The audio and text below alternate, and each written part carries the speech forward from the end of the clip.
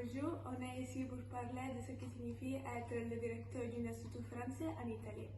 On est ici avec monsieur Eric Bergy et nous sommes les élèves de la seconde du lycée Regina Margherita.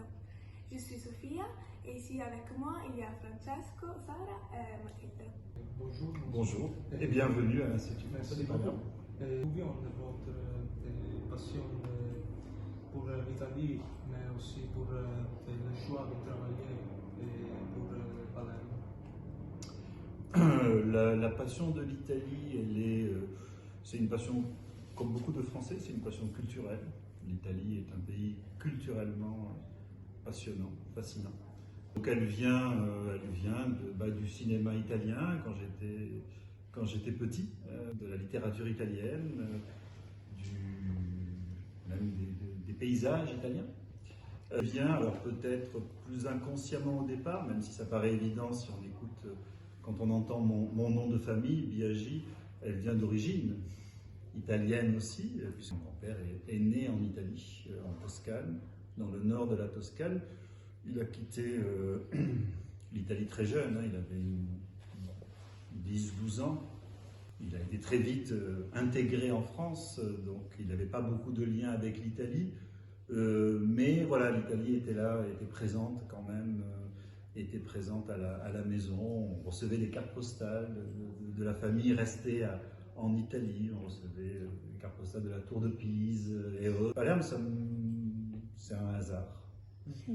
Je n'ai pas choisi Palerme, Palerme m'a choisi. Dans le sens où je suis venu vraiment par hasard dans un premier temps, pas pour le travail, pour des raisons personnelles, puis je suis resté pour le travail. Quelles sont les difficultés que vous avez battues et comment vous les avez battues? Les difficultés, vous habitez à Palerme, les difficultés, vous les connaissez, on rencontre les difficultés que tout le monde rencontre, qui peuvent être des difficultés administratives, des difficultés, les choses, souvent voilà, c'est des difficultés, je pense, qui concernent un peu tout le monde. En même temps, il y a je trouve qu'il y a un vrai appétit culturel dans cette ville, malgré toutes les difficultés. Il y a des hauts et des bas, il y a eu des hauts et des bas ces dernières années. Il y a eu des moments difficiles d'un point de vue culturel, des moments plus favorables. Je pense qu'il y a eu, vous l'avez peut-être vu passer en 2018, il y a eu la Biennale d'art contemporain Manifesta, Palerme a été capitale culturelle italienne. Il y a eu un moment, juste avant, il y avait eu l'inscription au patrimoine de l'UNESCO du parcours arabo-normand. Donc tout ça a un peu transformé la ville d'ailleurs. C'était un moment plutôt heureux, je pense, culturellement. Peut-être qu'aujourd'hui on est dans un moment un peu plus de retombée, je sais pas, peut-être. Mais voilà, après les difficultés, elles sont par rapport à l'apprentissage du français, à l'enseignement du français. Le français reste une langue, vous en êtes un exemple qui est étudié, mais on sait que là aussi on a rencontré pas mal de difficultés. La deuxième langue au lycée n'est plus obligatoire depuis longtemps maintenant en Italie. C'est pas forcément une réforme qui nous a enchantés quand on l'a apprise. Pouvez-vous partager un moment très significatif au cours que vous avez vécu pendant votre travail ici? Le problème, c'est que je suis là depuis très longtemps, trop longtemps sans doute, mais donc il y a eu beaucoup de moments significatifs ou de beaux. Donc ce que je retiens, c'est des moments où on a la chance d'avoir, par exemple, des invités français, des représentants du monde de la culture, cinéastes, écrivains, artistes qui viennent, qui passent un peu de temps ici, et là c'est souvent l'occasion de rencontres formidables avec ces artistes, une rencontre de ces artistes avec la ville, avec le public, mais les plus publics. Ça, c'est les meilleurs moments, et quand il se passe quelque chose, et qu'ils ont envie de revenir. Et quelle a été l'expérience la plus importante sur les activités culturelles de l'Institut français? là aussi, c'est difficile d'y répondre. Ça a été le déménagement et la venue de l'Institut français qui s'appelait à l'époque Centre culturel français, mais c'était la même structure, hein, qui se trouvait auparavant dans le quartier du Théâtre Politeam et qui a déménagé, qui est venu au Cantiere Culturale à l'Aziz. Ça a été une première, évidemment, un moment important de l'évolution de l'Institut français. Je dirais l'autre moment important, toujours lié au Cantiere Culturale à l'Aziz, ça a été à partir de 2012, on va dire, la seconde naissance des Cantieri. Vous êtes un peu jeune peut-être pour vous rappeler ça, mais il y a eu une période difficile au Cantieri où les Cantieri étaient un peu abandonnés, on va dire. C'est en 2012 que les Cantieri ont recommencé à vivre, que d'autres institutions ou opérateurs ou associations sont venus s'installer au Cantieri et ça change tout. Ça change tout. Merci beaucoup. Merci à vous, merci beaucoup. Et comment est-elle cette journée typique de l'Institut? Trop longue. On a des horaires de bureau, même si certains comme moi font un peu plus, mais c'est normal aussi. On est une petite équipe qui donc travaille beaucoup, tout le monde fait beaucoup de choses. On est sur plusieurs dossiers à la fois. Il y a des cours, bien sûr, dans l'Institut. Alors les cours sont plutôt l'après-midi et le soir, ou en fin d'après-midi. Ça change aussi parce qu'il y a de plus en plus de cours individuels, de cours sur mesure, donc il y en a toute la journée, le matin, l'après-midi, c'est vrai que ça change un peu. Mais les cours de groupe, les cours collectifs, c'est plutôt en fin d'après-midi. Beaucoup de rendez-vous, pas mal de visioconférences malheureusement. Ça c'est la mauvaise habitude que tout le monde a prise avec la pandémie. Beaucoup de mails. Pas assez de temps pour travailler, pour écrire, pour réfléchir. Ça c'est un peu ce qui manque. Mais bon, voilà. C'est des journées très pleines. En général, les enfants qui participent aux activités restent-ils impliqués? Les gens qui viennent nous aiment bien, oui, ils sont contents, enfin j'espère, mais sinon, en tout cas ils reviennent, oui, ils sont très impliqués. On a des publics très variés, on a des publics. Le public des cours, c'est pas le public des activités, pas toujours, pas exactement le public des activités culturelles. Et dans les activités culturelles, le public qui va voir un film n'est pas nécessairement le même, et souvent pas du tout le même, que celui qui va à une exposition. Le public qui vient pour une présentation de livres est encore différent. Donc on touche plusieurs publics. Je pense que c'est très bien, ça nous permet de toucher on va dire des âges différents. C'est un public très, très bienveillant et très curieux, qui fait...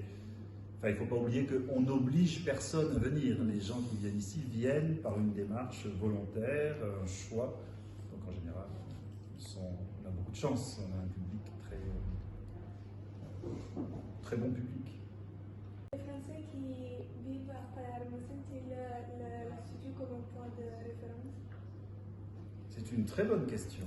Il faudrait le leur demander. De plus en plus de Français viennent s'installer à Palerme. Alors, je ne parle pas des touristes parce qu'il y a beaucoup de Français, c'est même le pays le plus représenté chez les touristes à Palerme.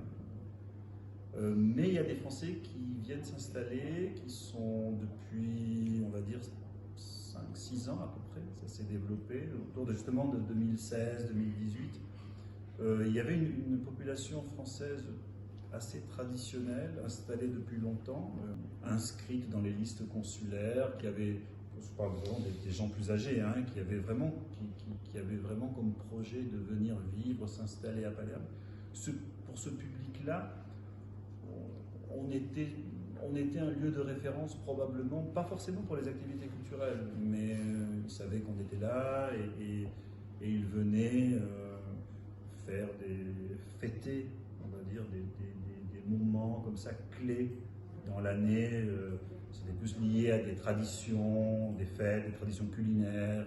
Je sais pas, par exemple, le Beaujolais nouveau, je sais pas, le 14 juillet, enfin, 14 juillet, il y a Santa Rosalia, mais bon, la fête nationale française, la nouvelle population française qui est plus jeune, qui souvent travaille avec la France, travaille à distance, est plus présente que ses prédécesseurs aux activités culturelles. Parce que c'est peut-être des gens qui sont plus intéressés, tout simplement, qui travaillent déjà dans un domaine culturel et qui sont plus intéressés. Étrangement, si vous voulez, paradoxalement, les Français ne sont pas notre public principal. Enfin, bien entendu, notre public, il est italien. L'impact sur les nouvelles générations est-il fort? J'espère qu'on va laisser une trace pour les futures générations. C'est compliqué pour vous, les nouvelles générations, ce qui se passe dans le monde. Mais c'est un défi, Masfid, c'est un défi pour nous de continuer, d'avoir dans notre public les jeunes générations, sachant que les jeunes générations ont d'autres centres d'intérêt, d'autres moyens d'avoir accès au monde, à la culture. Donc la conquête, comme on dit, des jeunes publics est toujours évidemment une priorité des instituts. Après, c'est pas facile, mais que vous soyez là aujourd'hui, c'est très bien, on est content. Merci. Quels critères utilisez-vous pour sélectionner, c'est-à-dire choisir tous les artistes qui sont invités à l'Institut? Il y a plusieurs critères. Je ne sais même pas s'il y a des critères. Parfois, il y a des passions. Même si je suis directeur depuis longtemps, je continue à avoir des passions. Donc, on invite parfois des artistes parce qu'on les aime, parce qu'on aime leur travail. C'est le principal critère. On les invite aussi parce que les partenaires les aiment, parce que les partenaires les veulent, les demandent. C'est-à-dire, je parlais tout à l'heure des festivals auxquels collabore et avec lesquels travaille l'Institut français. Ces festivals ont envie d'inviter des artistes français, et c'est pour ça qu'ils s'adressent à nous. Donc, et ce désir de France, de culture française, c'est important d'y répondre. Après, ça ne veut pas dire que si un directeur de festival vient me voir et dit « je veux inviter tel ou tel artiste », ça ne veut pas dire que je vais dire « oui, d'accord ». Je peux dire « tu sais, il y a d'autres personnes plus intéressantes, on discute ». Mais voilà, le désir du partenaire est important. Et puis après, nous aussi, on propose des artistes aux partenaires. Et voilà, en tout cas, c'est souvent dans le dialogue que ça se fait avec les partenaires. Et comment l'Institut s'adapte-t-il à, par exemple, l'innovation technologique ou culturelle avec le but d'attirer un public large? C'est une des priorités du poste, c'est-à-dire que l'Institut français de Paris, qui est un peu une structure de référence, est très porté sur les cultures numériques, sur les nouvelles technologies. Il y a des formations pour le personnel, déjà, c'est la première chose, parce qu'il faut que nous-mêmes soyons aussi familiers de ces technologies, c'est pas évident. Moi, je suis plutôt, voilà, je suis pas du tout réticent, je suis pas spécialement doué, mais enfin voilà. Mais ça fait partie, oui, absolument des priorités du poste. Ce qui ne veut pas dire qu'on abandonne des moyens plus traditionnels. Hein. Les deux doivent être conciliés. Et comment choisissez-vous le film du matin? C'est compliqué. On fait ce qu'on veut avec ce qu'on peut. Donc on ne fait pas totalement ce qu'on veut. Et on fait ce qu'on peut, c'est-à-dire qu'il y a aussi il y a une question économique, par exemple. Vous savez que sans doute que pour projeter un film, ça coûte de l'argent. Il faut payer un distributeur, il faut payer des droits, il faut payer... Alors il y a des films qui sont plus ou moins, qui ont des prix très différents, en fonction de beaucoup de choses. Je ne vais pas détailler, ce serait trop long. Donc déjà, il y a ce premier critère, il y a le critère économique. Moi, j'essaie toujours une qualité cinématographique sur le... je ne suis pas prêt à baisser le niveau d'exigence. Il faut toujours un certain niveau d'exigence.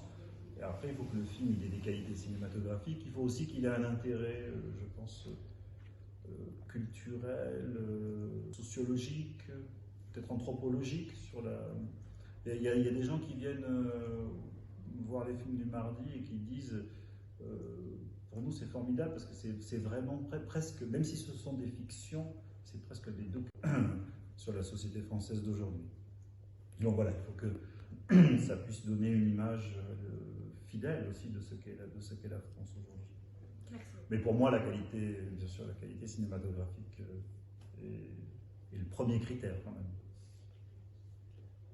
Comment on mesure l'impact des activités sur la communauté locale et sur la promotion de la langue et de la culture française?